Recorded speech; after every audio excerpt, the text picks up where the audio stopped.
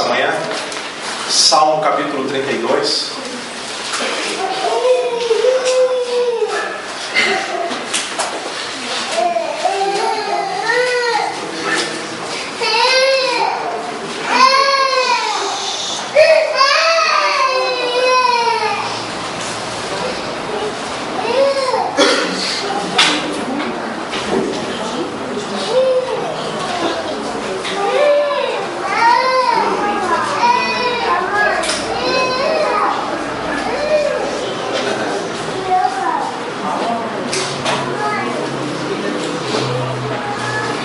Antes de ler o Salmo, sabe, Luiz, que quando eu era pequenininho, meu pai ensinava na congregação da Lucas de Oliveira aí.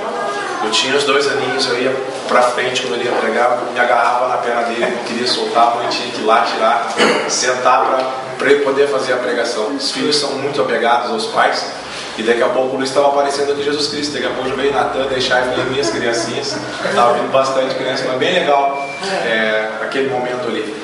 Mas Salmo 32, que me fez lembrar a infância. Salmo 32, e já faz tempo, né? Salmo 32. Bem-aventurado aquele cuja iniquidade é perdoada, cujo pecado é coberto. Bem-aventurado o homem a quem o Senhor não atribui iniquidade, e em cujo espírito não há dolo. Enquanto calei os meus pecados, envelheceram os meus ossos pelos meus constantes gemidos todo dia.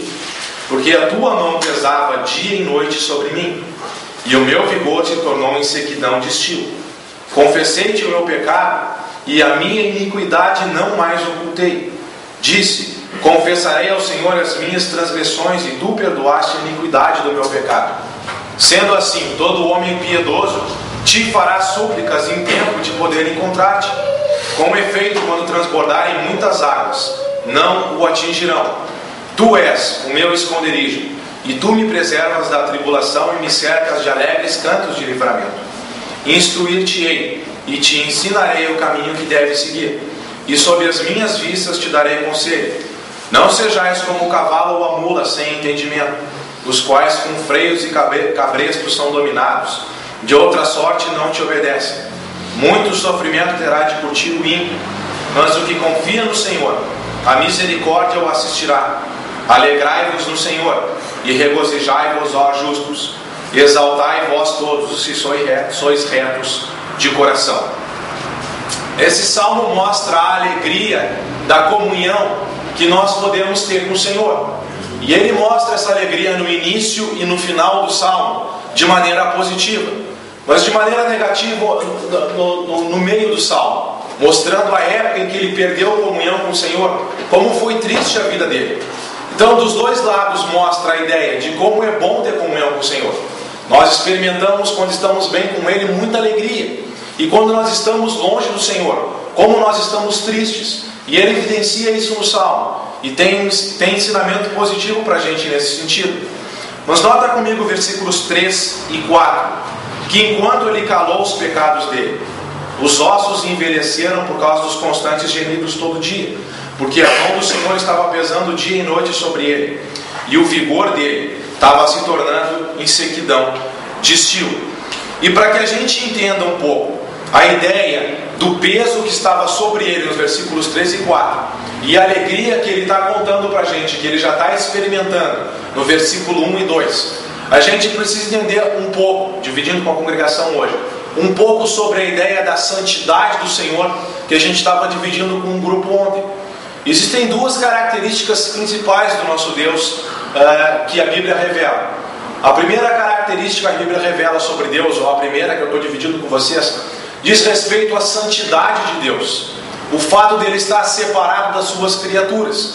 E ele está separado das criaturas em 2 sentidos. O primeiro sentido é que ele é criador. E nenhum de nós tem poder para do nada criar todas as coisas. E nesse sentido Deus é separado de nós. Ele está muito elevado diante das suas criaturas. Elevado de nós homens, elevado de toda a criação, acima de toda a criação das coisas visíveis e invisíveis, inclusive elevado acima dos querubins que estão diante dele. Salmo capítulo 99. Mas não é nesse sentido que a gente quer abordar o Salmo aqui. Estamos falando da santidade do Senhor no sentido de afastado do pecado também. O caráter dele é um caráter completamente santo, de maneira que o Senhor é separado de nós, porque Ele não pode ter envolvimento com o pecado. Nós pecamos, e os nossos pecados nos separam do Senhor. Não dá para o Senhor ter relacionamento conosco, baseado somente na santidade. Isaías 59, versículos 1 e 2, nos informa que os pecados do povo estavam separando o povo de Deus. E é uma notícia terrível isso. Mas o fato é que 1 Pedro capítulo 1, versículos 15 e 16, nos informa que, baseado na santidade de Deus, Ele está chamando nós, como povo dele, a sermos santos como Ele é santo. E é um chamado que Ele nos faz. Agora, a santidade de Deus, ela nos condena.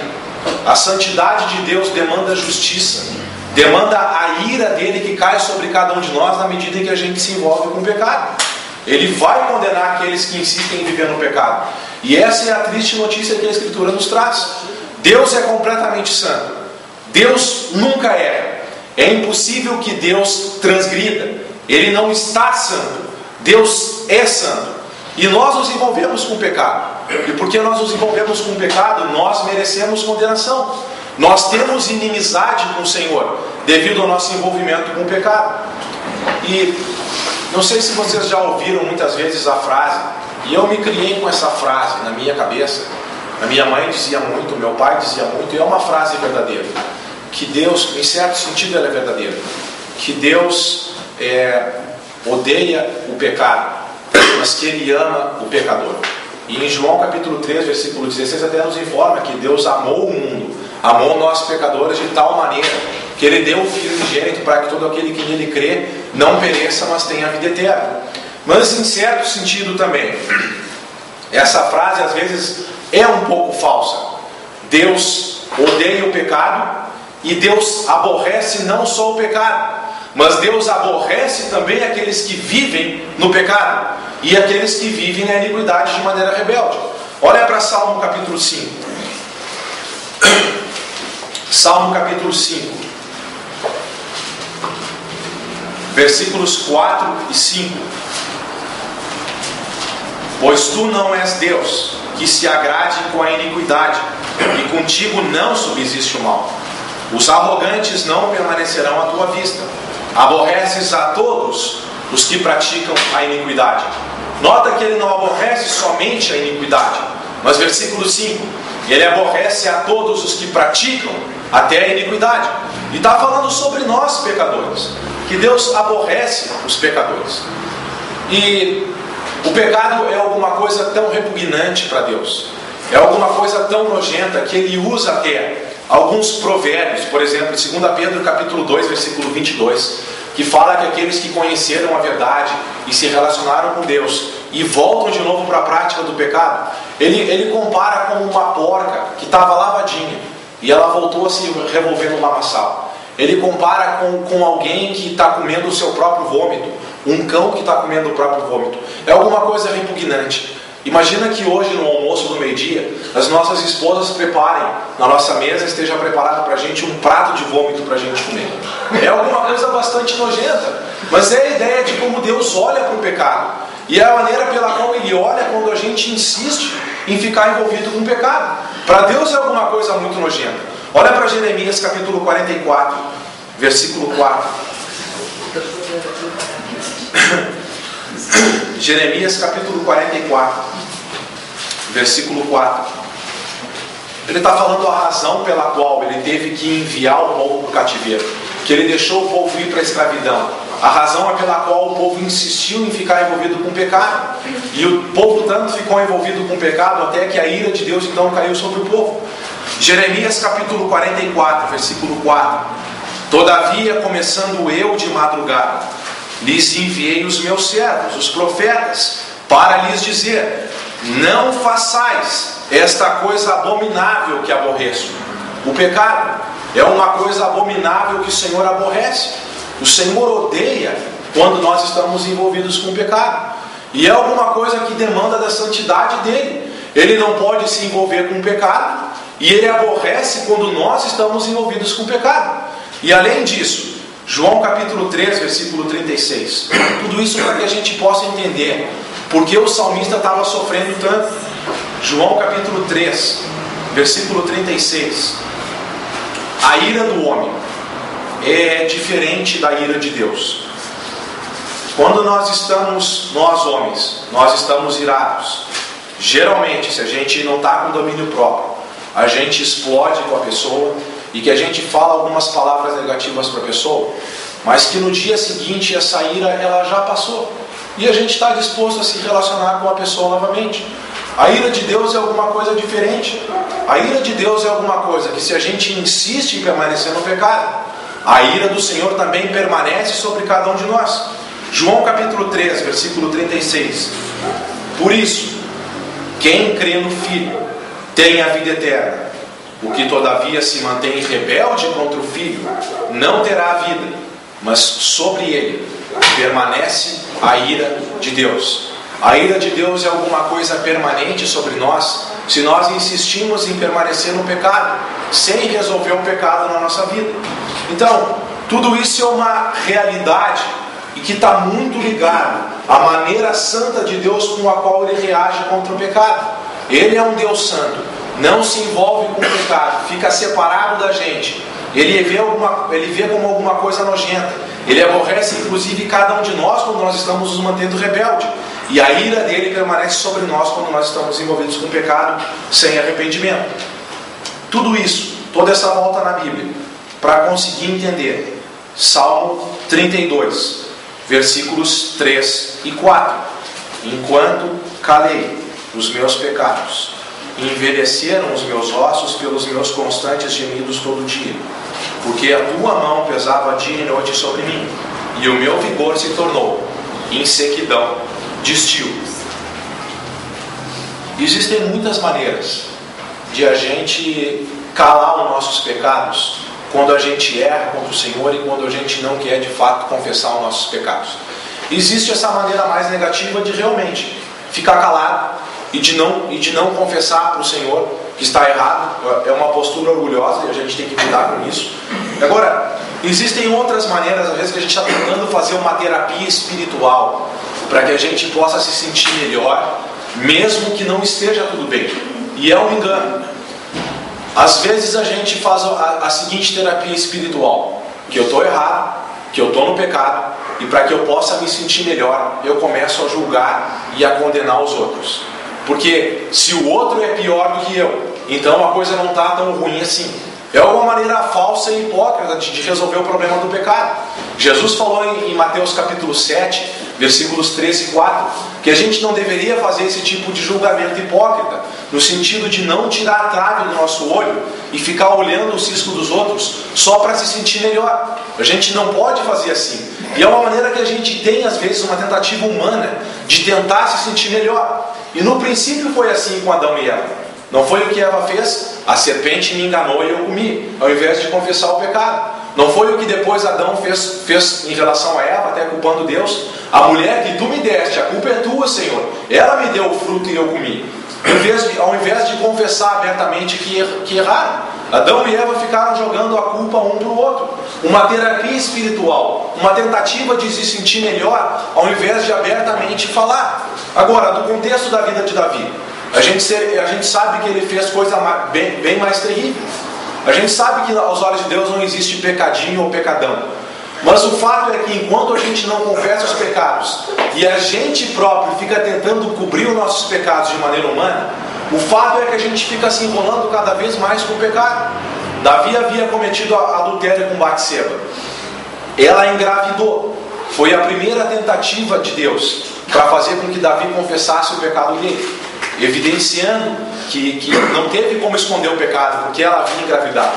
Davi tinha a possibilidade ali então de confessar o pecado dele, mas ele não confessou. O que ele fez foi chamar Urias, o esposo dela, de volta da batalha, para tentar fazer com que ele deitasse com ela. A história está em 2 Samuel capítulo 11.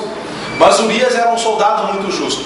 Ele não achava reto, diante dos olhos do Senhor e do próprio rei Davi, o povo está na batalha e eu ficar nos prazeres com minha mulher dentro da minha casa. Então ele deitou no palácio, na porta do palácio, não desceu a casa. Foi uma segunda tentativa de Deus fazer com que Davi confessasse o pecado dele. Mais uma oportunidade. Davi então, de maneira humana, ainda tentando cobrir o seu próprio pecado de maneira humana, ele embebedou Urias, tentando fazer que de maneira bêbada Davi perdesse um pouco esse bom juízo dele, e quem sabe Davi vai deitar com a esposa dele, e assim eu, Davi, encubro o meu pecado. Mesmo assim Urias, mesmo embriagado, ele manteve justiça e deitou na porta do palácio. Então, a outra maneira humana, de maneira mais perversa, é que Davi tentou esconder o pecado. Então ele colocou Urias na frente mais poderosa da batalha, e Davi é culpado de ter assassinado Urias. Então, adultério e assassinato, e as tentativas de Davi de ele próprio estar tentando ele próprio cobrir os pecados dele.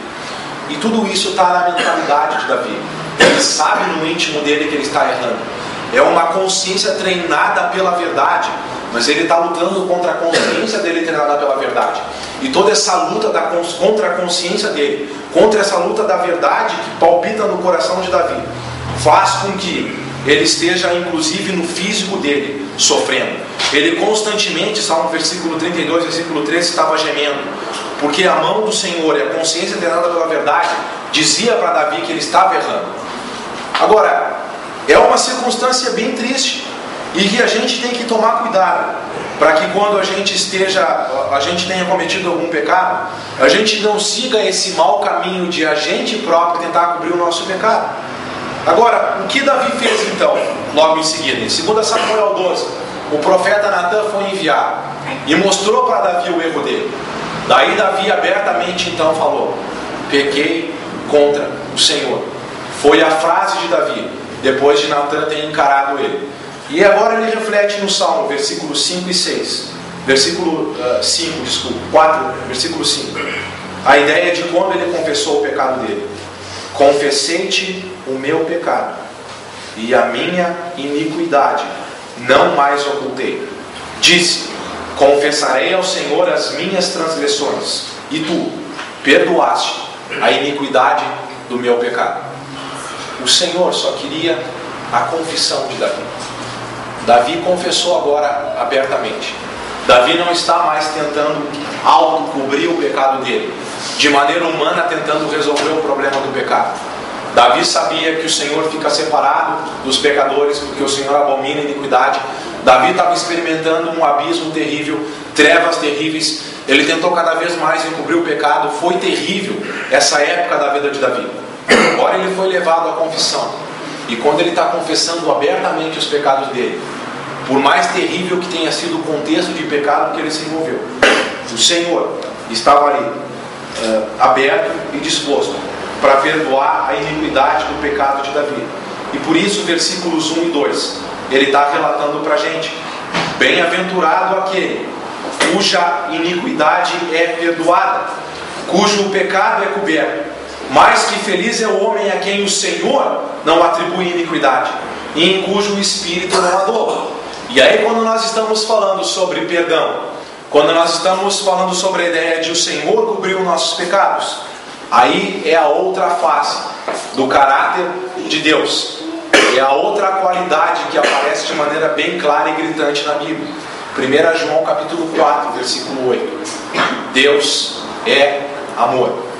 Sim, Ele tem que condenar cada um de nós pela justiça dele, mas Deus não suporta ver cada um de nós condenados. E por isso Deus, com o seu grande amor, Ele quer resolver o problema do nosso pecado. E o que Ele está esperando com que cada um de nós faça é que nós venhamos a entender a gravidade do pecado, que a gente confesse abertamente que quer voltar para os braços do Senhor, que a gente não quer viver nesse contexto de escravidão de trevas, e o Senhor está bem disposto, por causa do amor dele então, a nos perdoar, e Ele então resolveu o problema do pecado. A ideia da iniquidade perdoada é que o Senhor apaga completamente as nossas transgressões. A ideia do pecado coberto é que o Senhor, ao olhar para nós, não vê mais os pecados sobre cada um de nós. O que o Senhor vê sobre cada um de nós, e agora a gente tem o contexto completo no Novo Testamento, que Davi não tinha. Ao olhar para cada um de nós, na medida em que a gente aceita Jesus Cristo como solução dos nossos pecados, o que o Senhor olha sobre cada um de nós é o sangue de Jesus Cristo cobrindo nossos pecados e dando completa libertação de tudo aquilo que nos condenava. E do que a gente tem não é mais condenação, não é mais guerra com Deus, não é mais um contexto de inimizade, mas um contexto de completa liberdade e um contexto de completa paz com Deus. pois não é o próprio Evangelho que Paulo prega em Romanos? Olha 2 versículos que resumem bastante isso que a gente conversou. Romanos capítulo 1, versículo 18. Romanos capítulo 1, versículo 18.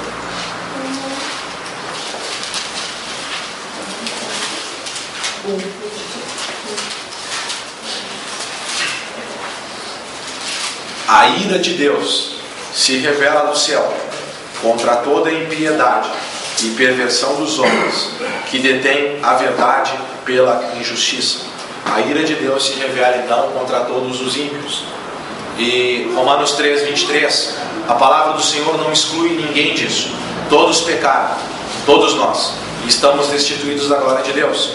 Mas depois ele argumenta a ideia do que Jesus Cristo fez para que pudesse perdoar nossos pecados. E pela fé em Jesus Cristo, confessando os pecados a Cristo, se arrependendo sem dolo, sem falsidade, e recebendo Cristo como solução dos nossos pecados. Romanos capítulo 5, versículo 1. Romanos 5, 1. Justificados, pois, mediante a fé, temos paz com Deus, por meio de nosso Senhor Jesus Cristo. Romanos 1, 18, ira. Romanos capítulo 5, versículo 1, paz. E qual é a diferença entre a ira e a paz? Jesus Cristo como solução para os nossos pecados. Não nossas tentativas humanas de tentar cobrir o nosso próprio pecado, mas a saída que vem do amor de Deus, cobrindo cada um dos nossos pecados. Ao invés de tentar então soluções humanas, a grande lição é procurar a solução de Deus. E a solução de Deus demanda humildade de cada um de nós, de abertamente falar para o Senhor que realmente nós somos pecadores e que nós precisamos da graça e do amor dele. Então o perdão dele cobre as nossas iniquidades e nós podemos andar em novidade de vida com o Senhor, de maneira que nós, como seres humanos, tentando imitar o caráter de Deus santo e ao mesmo tempo amoroso, por causa da nossa imperfeição, às vezes a gente desequilibra, às vezes a gente está muito no lado da santidade, a gente fica muito juiz, ou às vezes a gente está muito amoroso e esquece o lado da santidade. Deus, por causa da sua perfeição, Ele consegue equilibrar santidade e amor no mesmo caráter, e a gente aprendendo a se relacionar com Deus Santo é mais do que feliz, porque reconhecendo esse amor dele, realmente a gente vai para os braços dele e que a gente vai invocar ele no tempo dele poder ser encontrado. Olha para Salmo 32, versículo 6. Agora, depois de Davi ter aprendido a lição, ele quer ensinar os piedosos, e ele quer ensinar inclusive cada um de nós essa manhã pela palavra. Sendo assim, todo homem te fará súplicas em tempo de poder encontrar-te. Com efeito, quando transbordarem muitas águas, não o atingirão.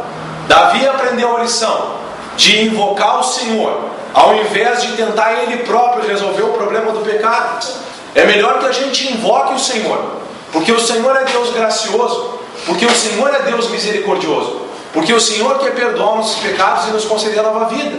Então vamos buscar o Senhor, vamos conversar com o nosso Deus, com o nosso Pai amoroso, porque Ele está bem disposto a resolver o problema do pecado e nos fazer pessoas felizes, porque nós só nos encontramos como seres humanos quando nós aprendemos a nos relacionar com o Senhor.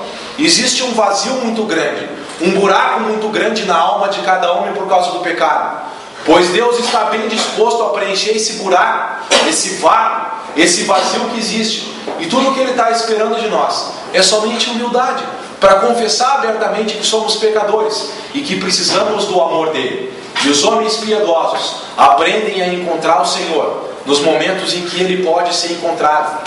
E hoje é o dia que nós podemos encontrar o Senhor. Hoje é um dia de misericórdia, hoje é um dia de graça, hoje é um dia de se voltar para o Senhor, porque hoje é um dia em que Ele nos permitiu respirar e nos voltar para Ele, para que nós possamos andar com Ele.